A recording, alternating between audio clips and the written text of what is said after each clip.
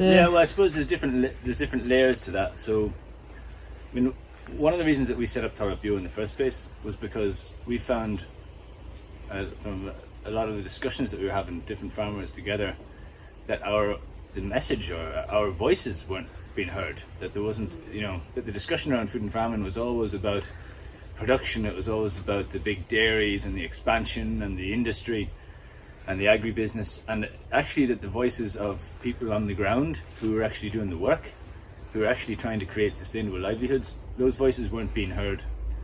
And so we set up Talamh Beo to say, look, there's another model of food and farming here which is going on, which people are practicing, which people are working on in their day-to-day lives, and we want to represent that, and we want to talk about that, and we want to actually present that as an alternative, because in some ways I think it's superior to the existing model. A lot of the things that we can do, in terms of food production, in terms of building soils, in terms of enhancing biodiversity, in terms of restoring ecosystems, in terms of regenerative agriculture, are as good or better than anything that the conventional system has ever done, without any of the negative impacts on the environment or on people's health.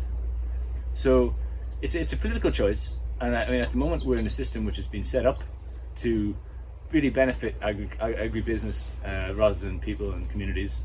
And we have to recognise that. So we have to recognise that, like, the last 40 years have seen a series of measures and institutional legal instruments being put in place which favour a model of agriculture which is damaging.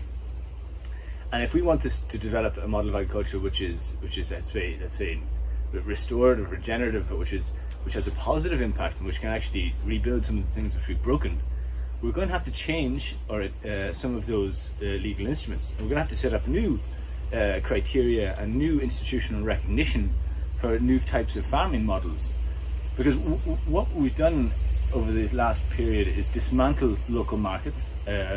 So local production is something which is ignored by the existing agricultural policies, and in that case there's also no kind of institutional recognition of a local producer. So a farm like the farm that we have here, which might be 5 acres of land, and all of the produce that comes out of this farm is going directly into local markets, has no legal criteria, has no legal recognition, and has no kind of box that we can tick and say that's what we do. And until we have that, it's very difficult for us to get any of the supports. It's very difficult for us to get any of the legal recognitions that you might want as a farmer. As well as that, it's very difficult for young people to see the pathway into that kind of livelihood. So I mean, the only proof they have is a few people who have pushed it and tried to make a go of it, etc., etc. They don't actually have a recognition from the structures that we've set up in our society to do this kind of thing, to say, yes, there is a status of a local producer, for that you can have a livelihood from producing food for your local community, that can be something that you can choose to do with your life, and it's a positive thing, and you can enhance the biodiversity, you can provide a healthy food for people, and that's a profession, and it's as important a profession as the accountant or as the solicitor or as any of the other jobs that people are encouraged to do. So there's a whole new generation there that needs to learn that lesson, and we're there to try and help them along the way as Talamh Beo, demonstrating that we have alternative ways of production, demonstrating that there's livelihoods that you can build on the land which have a positive environmental impact and which have a positive social impact. So it's a big struggle, and there's a lot of elements to it, and I suppose how we use the land is also the most fundamental thing which defines us as a species. So it's not just about food production, it's also about like where we get our energy, it's about where we get the fibers to produce the clothes that we wear, it's about where people spend their time, and how people where people get fuel for their houses, or where they go when they need exposure to the natural world, or and it's about providing spaces for all of the interconnected ecosystems that surround us to have space to survive and to thrive and to prosper.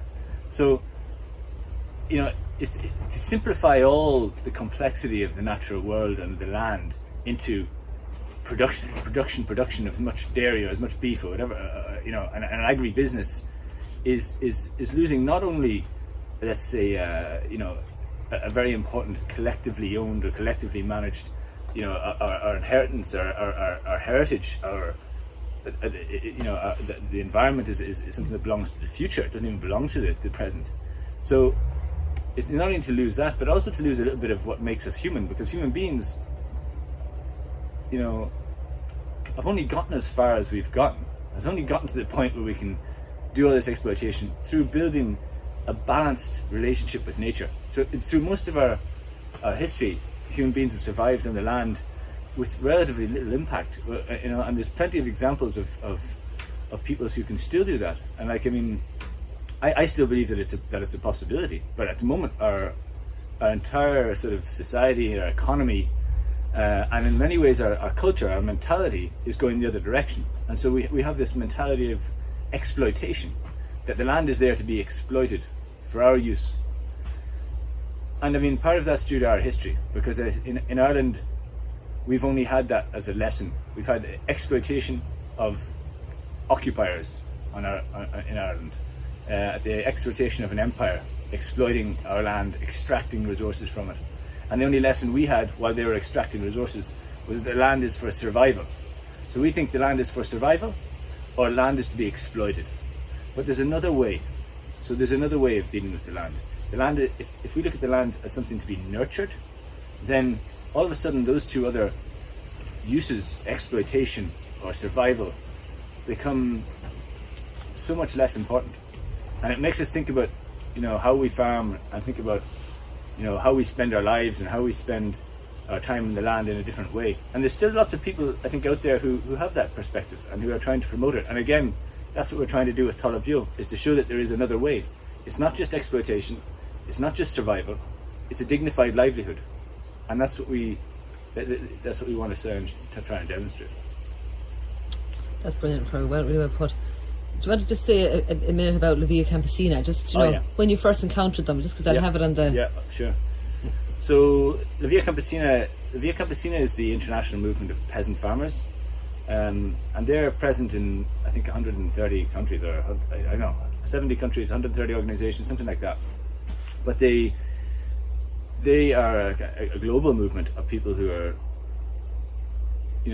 trying to farm in that way that I'm talking about, and who are trying to build sustainable livelihoods on the land.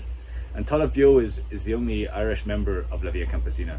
So what we're doing in Talamh Beo is also linking into that bigger family of people who want to try and sustain land-based community life, and who are trying to kind of show that that we can provide for ourselves, our communities, our cities in sustainable ways, rather than using agrochemicals and pesticides and GMOs and all those things which have huge environmental impacts. So Via Campesina is about international solidarity. It's about saying we're not alone, and even though farming can be a lonely occupation, it's important to remind yourself that there's other people who are doing the same thing as you, who are struggling, fighting the same fight. And that's what Talamh Beo do at an Irish level as well, as we say, look, it's not just you who are working away here, and it's a lonely furrow. There's someone just up the road from you. There's someone in the next county. There's someone in the next province. There's someone up in wherever it might be, and they're doing the things for the same reasons. So when we set up Talamh Beo, it was also because we had a shared sense of what we were trying to achieve, and that makes us all stronger. And so if you imagine Talamh Beo can feed off that, we can feed off that at an Irish level. We can also feed off it at an international level, because all of the people, if I can go to France and I can go, there's people over there who are working in the same way, there's people in Africa who are working in the same way, there's people in Latin America, there's people in America, there's people in Canada who are all kind of pulling in the same direction.